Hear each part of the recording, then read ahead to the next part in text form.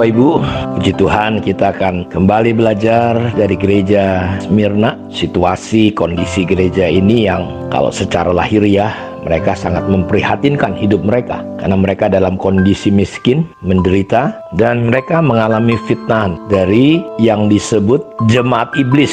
Walaupun mereka mengaku adalah kelompok orang-orang Yahudi, tetapi sebenarnya tidak. Dan mereka menghadapi penderitaan yang begitu luar biasa. Ada nasihat yang Tuhan berikan kepada gereja ini. Saya akan kembali baca dari pasal 2 ayat 8 mulai. Tuliskan kepada malaikat jemaat di Smyrna, inilah firman dari yang awal dan yang akhir yang telah mati dan aku hidup kembali. Aku tahu kesusahanmu, kemiskinanmu, namun engkau kaya, dan fitnah mereka yang menyebut dirinya orang Yahudi, tetapi yang sebenarnya tidak demikian. Sebaliknya mereka adalah jemaat iblis. Jangan takut terhadap apa yang harus engkau derita. Sesungguhnya iblis akan melemparkan beberapa orang dari antaramu ke dalam penjara, supaya kamu dicobai dan kamu akan beroleh kesusahan selama 10 hari. Hendaklah engkau, perhatikan, nasihat Tuhan untuk jemaat ini adalah, hendaklah engkau setia sampai mati, dan aku akan mengaruniakan kepadamu mahkota kehidupan. Jadi ada dua nasihat yang kalau kita perhatikan. Yang pertama, jangan takut.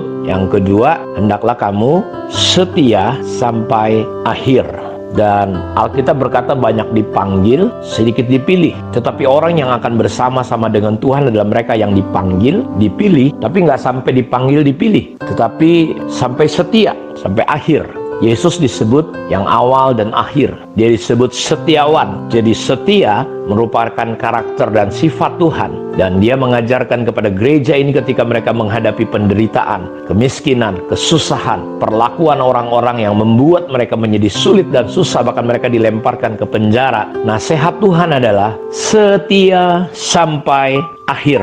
Kata setia kalau menurut Kamus Besar Bahasa Indonesia, setia artinya berpegang teguh kepada janji, kepada pendirian, patuh, taat. Contoh, bagaimanapun berat tugas yang harus dijalankan, ia harus tetap setia melaksanakannya, melakukan tetap seperti janji yang telah dikatakannya. Jadi orang setia adalah orang yang memenuhi janji. Dia melakukan terus-menerus secara konsisten, walaupun kondisinya tidak baik atau kondisinya sedang dalam kondisi yang luar biasa sekali, Bapak Ibu. Jadi setia artinya kita tetap melakukan yang sama walaupun kondisi tidak seperti yang diharapkan. Seperti gereja di Smyrna, kondisinya nggak berjalan baik, bahkan cenderung ada penderitaan. Setia artinya tetap teguh dalam hubungan. Contoh, suami istri harus setia. Setia itu ya cuma dua gendangnya, saudara, ketika kita menikah, ditepati atau dipungkiri. Jadi di Alkitab, kesetiaan dalam bahasa aslinya menggunakan bahasa kata emunah di dalam perjanjian lama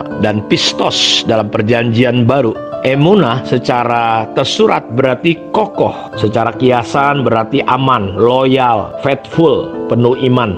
Jadi salah satu hal terpenting dalam hidup kita sebagai orang percaya adalah kesetiaan. Tuhan tidak pakai orang-orang yang luar biasa, tapi biasanya orang-orang yang luar biasa itu lahir dari sebuah sifat karakter yang disebut setia, emunah. Jadi ini bahan ya, kalau saudara mau menikah butuh kesetiaan, pelayanan butuh kesetiaan, kerja butuh kesetiaan. Di tengah-tengah situasi kehidupan orang pada hari ini, orang mau cepet, orang maunya langsung besar. Padahal kita nggak ada yang lahir langsung umur 50 tahun. Kita lahir dari umur 0, ada proses. Tapi banyak orang nggak tekun, nggak setia, pengennya cepat. Orang kerja sekarang bajak membajak, nggak mau menciptakan orang-orang. Makanya kita kehilangan orang-orang yang berkarakter, yang bernama setia. Karena itu Alkitab sangat mengajarkan, menjunjung tinggi. Bahkan Yesus menasihati gereja di Smyrna ini supaya mereka belajar setia.